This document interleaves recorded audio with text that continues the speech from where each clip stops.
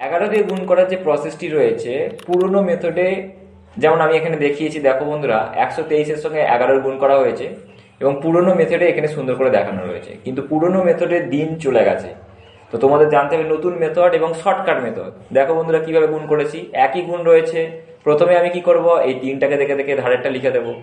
তারপরে কি করব, 3-এর সঙ্গে 2 অর্থাৎ শেষের সঙ্গে আগেরটা যোগ কি করব বন্ধুরা, যোগ করব। তাহলে 3 আর 2 যোগ করলে কত হবে, 5।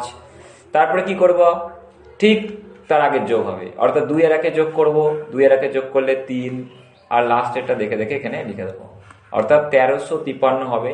অর্থাৎ 11 দিয়ে গুণ করা যত সংখ্যায় থাকুক না কেন, 11 দিয়ে গুণ করার শর্টকাট প্রসেস হচ্ছে শেষেরটাকে আগে দেখে দেখে লিখে দেব, ঠিক তার তার আগের সঙ্গে দুটো যোগ করব, 2 আর 3 যোগ করব, 5 হয়ে গেল।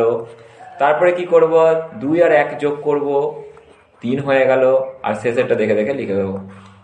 অর্থাৎ 11 দিয়ে শর্টকাট প্রসেসে গুণ হচ্ছে, ঠিক আমি যোগ করে করে করলেই তোমার কিন্তু অ্যান্সার পেয়ে যাবে। যে কোনো যত বড় অঙ্ক রয়েছে সব অ্যান্সার কিন্তু এইভাবেই সলভ হয়ে যাবে। ওকে বন্ধুরা, বাই বাই।